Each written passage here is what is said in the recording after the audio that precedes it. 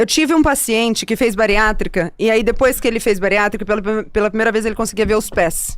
E aí ele ficou muito feliz que ele podia ver os pés, e ele desenvolveu uma compulsão. Os pés ou o pau?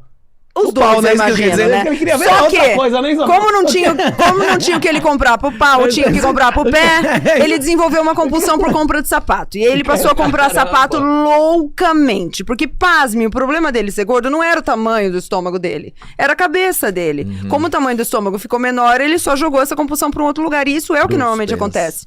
Tanto que normalmente o pós-bariátrico, ele tem problema com álcool, ele tem problema com droga, tem problema com depressão. Porque o problema é a cabeça. Se você fizer terapia bem feita, tratamento psiquiátrico adjacente e deixar o tempo passar, isso se resolve. Eu vi ao longo da minha carreira muitos casos se resolverem. O meu se resolveu. Eu tinha 25 quilos a mais do que eu tenho hoje. 25? Do que eu tenho hoje foi a vida inteira, assim. A compulsão alimentar que eu tive... E sem Monjaro? Sem Monjaro.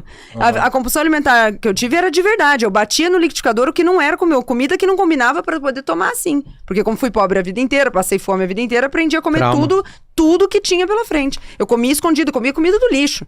Eu era bem gordinha e eu fiz terapia. Como é que era esse processo? Me conta essa história aí, você pode me contar? Posso. Sim, me conta aí. Eu passei, na minha infância eu passei muita dificuldade. Você era muito pobre mesmo. Era, porque eram duas famílias, né? Meus pais são separados, eram duas famílias. Uma família era estável, a outra não era. Então eu vivia muito entre os dois, uma época aqui, um ano lá. Quando eu tava na família da minha mãe, a gente passava necessidade. Pedia dinheiro na rua, vendia revistinha no semáforo, morava todo mundo num quarto menor, muito menor do que isso aqui. Então a gente passava uns momentos complicados. E aí nessa época, eu lembro da minha mãe me falar, quando eu ia na casa de um amiguinho da escola, de um primo, minha mãe falava, come tudo que você conseguir lá, porque aqui não vai ter.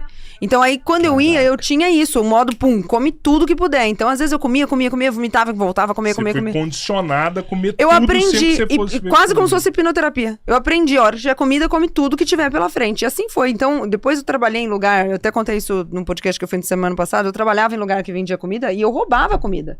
Pô, sabe, tinha lá, sei lá, barrinha de cereal, tinha coxinha, tinha...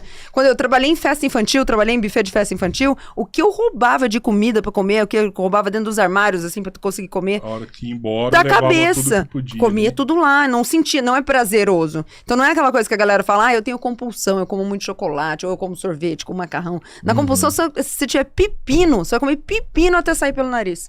Então a minha demorou, eu tinha o quê? 24 anos, quando eu falei, tem uma coisa errada, não é possível, não tá certo isso que eu vi. E você já tava com sobrepeso. Eu já era rechonchudinha, eu nunca fui obesa, mas eu tenho a genética pra isso, porque minha mãe fez bariátrica recentemente, minha mãe tem minha altura 110 quilos. Sua mãe fez bariátrica. Minha mãe fez recentemente bariátrica, a vida inteira também tentou. Tem que ver se não vai precisar de segunda bariátrica, vai, né? Fazer igual a Faustão, não é isso? Nem me fala que se eu pego a orelha dela, eu bato. E então aí quando eu tinha uns 24 anos, eu falei, tem alguma coisa errada, tem alguma coisa fora do lugar, porque eu não consigo fazer dieta. Eu sempre fui muito ativa, sempre treinei pra caramba,